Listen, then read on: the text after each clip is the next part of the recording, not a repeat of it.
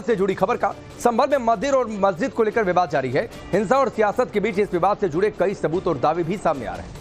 ऐसे में एक और बड़ा दावा सरकारी दस्तावेजों के हवाले से सामने आया है। इसी दावे से जुड़ी बड़ी खबर है। संभल हरिहर मंदिर से जुड़ा एक बड़ा दावा किया गया है। सरकारी गजेटियर में मंदिर होने के सबूत मिले हैं। इतिहासकार डॉक्टर अजय अनुपम ने बयान दिया है कि इतिहास के मुताबिक संभल में हरिहर मंदिर जामा मस्जिद में हरिहर मंदिर है। ये अजय अनुपम ने कहा है, मामले में फैसला कोर्ट को करना है, कोर्ट का ही फैसला सभी मान्य होगा। लेकिन इतिहास के हवाले से कुछ बातें उन्होंने रखी हैं, कुछ फैक्ट उन्होंने रखा है कि जामा मस्जिद में ही हरिहर मंदिर है। मामले में फैसला हालांकि अदालत करेगी, लेकिन ऐतिहासिक झरोखों से उन्होंने ये फैक्ट सामने रखा। 2024 में मंडलीय कमिश्नर महोदय ने मंडलीय गजेटियर प्रकाशित कराया।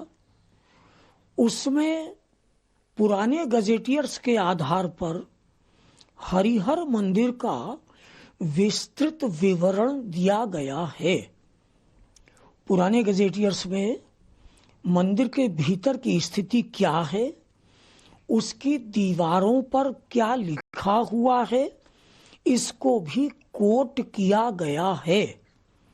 आप गजेटियर का अवलोकन करेंगे तो आपको ये सारी बात स्पष्ट हो जाएगी। तो आपने सुना अजय अनुपम को, और उन्होंने ये कहा है कि गजेटियर में, मुरादाबाद गजेटियर में संभल के जामा मस्जिद में हरिहर मंदिर के होने के सबूत हैं। इस बात का जिक्र है। इससे पहले भी कुछ किताबों का जिक्र देकर यह दावा किया जा चुका है कि दरअसल वहां पर पहले हरिहर मंदिर हुआ करता था। मुरादाबाद के तमाम सरकारी गजेटियर के हवाले से संभल के बड़े सबूत निकलकर सामने आए। क्या क्या कहां पर था, फिर वो कैसे मिटे, सबूतों की श्रृंखला कैसी रही, वो आपको बताते हैं। हरिहर मंदिर को पृथ्वीराज चौहान ने बनवाया। मंदिर को बाद में मस्जिद का रूप दे दिया गया। पुराने शहर के किले पर भगवान विष्णु का मंदिर है। अबुल फजल की किताब आईने अकबरी के हवाले से यह दावा किया गया है। 1911 के गजेटियर में मंदिर की जगह मस्जिद का जिक्र है। गजेटियर में मंदिर अब अस्तित्व में नहीं है, ये लिखा हुआ है। मस्जिद की दीवारों पर अभिलेख भी दर्ज है। अभिलेख के मुताबिक मस्जिद का निर्माण बाबर ने करवाया। हिंदू बाग ने बाबर के आदेश पर 1526 में वहां पर मस्जिद बनवाई, जहां पर पहले मंदिर हुआ करता था। 1966 के गजेटियर में भी हरिहर मंदिर का जिक्र किया गया है। तो ये कुछ इतिहास में कहाँ क्या क्या जिक्र है, वो बातें सिलसिलेवार तरीके से। इतिहासकार अजय अनुपम ने दावा किया है कि आईने अकबरी में बाकायदा इस बात का जिक्र है कि ये भगवान हरि का मंदिर है। अंदर भगवान की प्रतिमाओं का चित्रण है।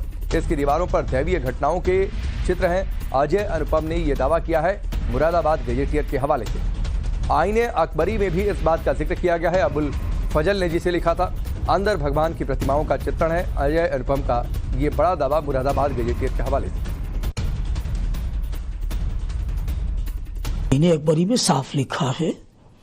अबुल फजल की बात मैंने आपसे कही। अबुल फजल जिला मुरादाबाद के ही चांदपुर कस्बे के निकट बास्टा के रहने वाले थे। उन्होंने आईने अकबरी लिखी। अकबर के दरबार के नवरत्न थे।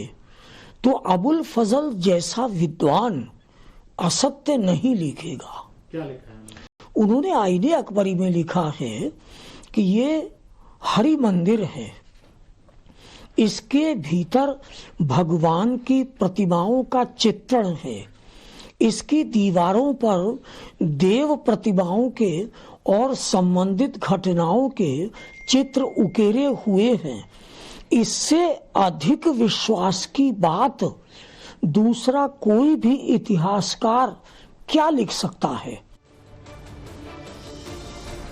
और इस बीच संभल को लेकर स्वामी जितेंद्रानंद सरस्वती ने बयान दिया है कि अदालतों को एक पक्ष धमका रहा है, मुसलमान धमका रहा है। ये बात जितेंद्रानंद स्वामी ने कही है। मंदिर या मस्जिद डालने के लिए सर्वे जरूरी है, तभी दूध का दूध पानी का पानी होगा।